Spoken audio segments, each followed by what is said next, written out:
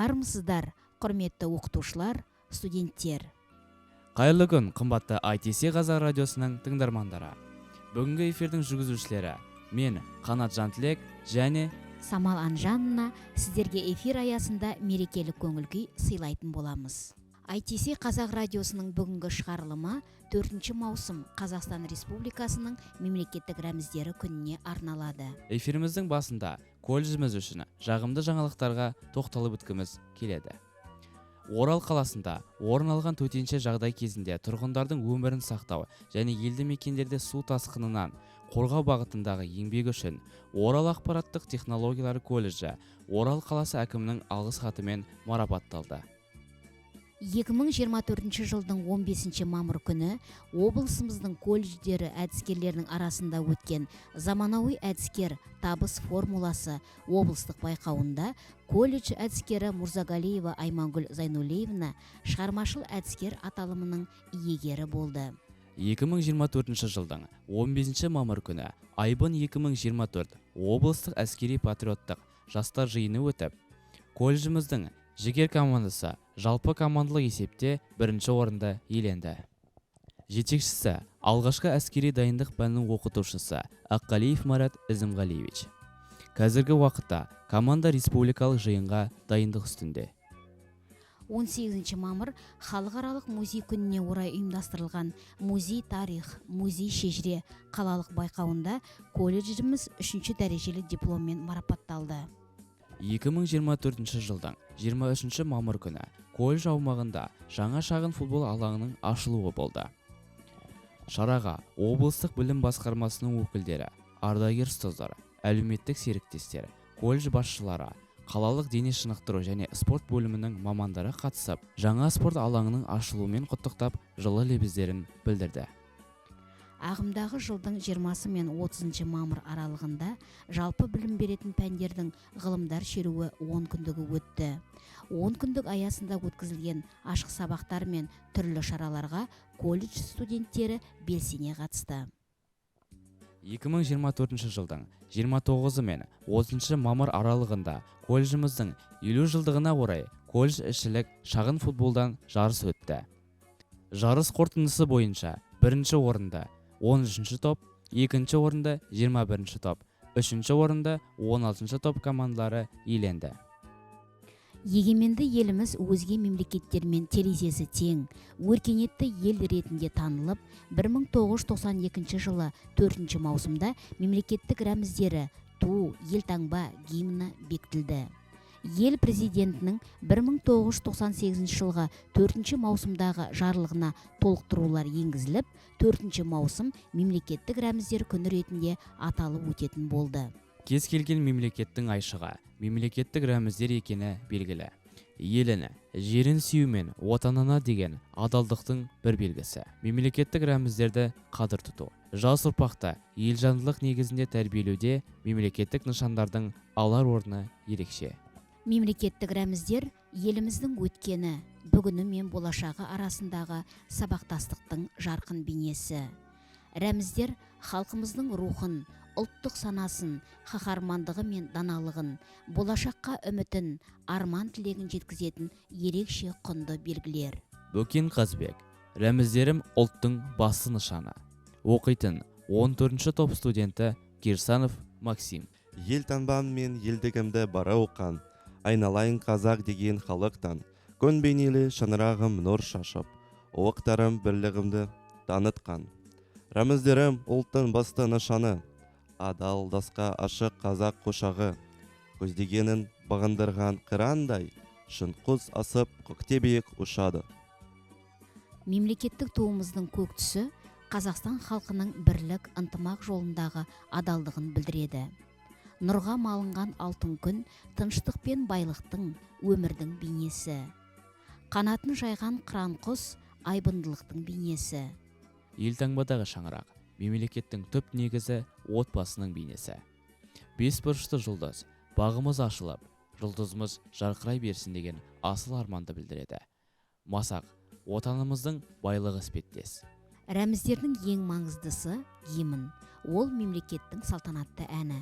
Оның сөздерінде халықтың тарихы, бүгінгі өмірі мен келешек арманы айтылған. 2006 жылғы 7 қаңтардағы Конституциялық заңға сәйкес Қазақстан Республикасының мемлекеттік гимнінің мәтіні жаңа редакцияда жазылды. Назарларыңызға мемлекеттік рәміздер туралы қызықты деректерді ұсынамыз. Елтаңба көрінісі Қазақстан азаматының кез келген құжатында болады. Туы туралы куәліктен бастап, зейнетақы кітапшасына дейін елтаңбаның белгісі қолданылады. Мемлекеттік мекеме маңдайшаларында ту міндетті түрде болуы керек. Қазақстандағы ең үлкен ту Елордадағы Атамекен этномемориалдық кешеніндегі мемлекеттік рәміздер алаңында орналасқан. Биіктігі 111 метр. 1994 жылы 1 шілдеде ғарышкер Талғат Мұсабаев тұңғыш рет қазақтың туын ғарышқа апарды. Монабұлан шыңында, Памир тауының шыңында және Эверест шыңында еліміздің туы желбіреп, әнұранымыз шырқалды. 2015 жылы ғарышкер Айдын Айымбетовтың ғарышқа сапары кезінде Қазақстанның туы жерді 150 рет айналып ұшты. Гүлсана Тілеубекова, туым намысым, оқитын номер 13 топ студенті Сатыбалдина Дильназ. Елтаңба ту және әнұраным.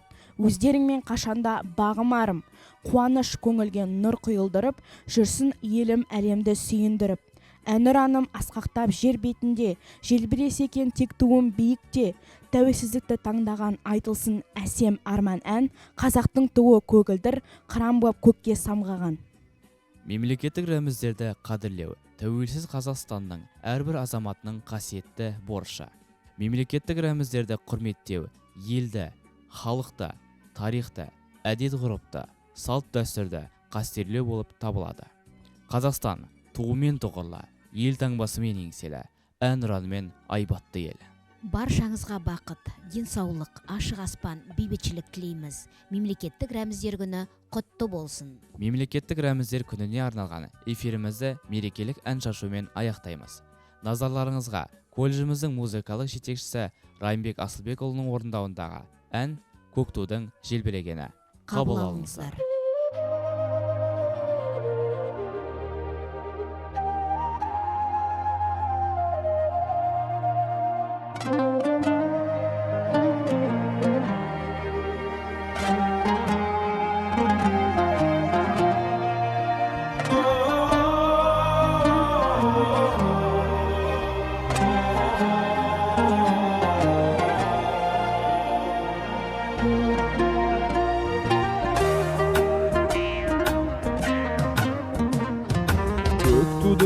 Желбірегені қазақтың асқақ беделі, махаббат қайрат екеуле шымырлатқан денені. Көк тудың желбірегені жаныма қуат береді, таласқа түссе жан мен ту, жан емес маған керегі, көк тудың желбірегені.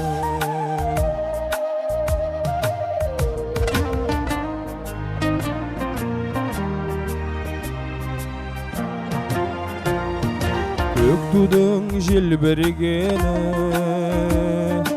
елдіктің асқақ өлеңі, жан жаққа тартпай қазағым, бір сөзге жинал дегені. Көк тудың желбірегені жаныма қуат береді, таласқа түссе жан мен ту, жан емес маған керегі, көк тудың желбірегені.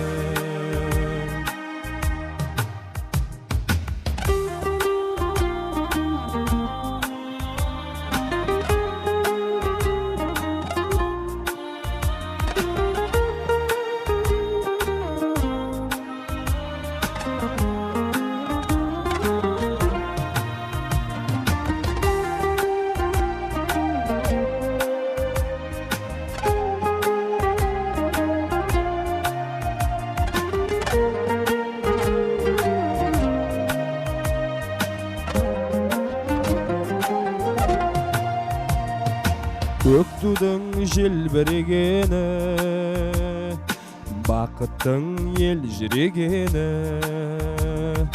қиырда қалған қазақтың өзінің мөлдірегені,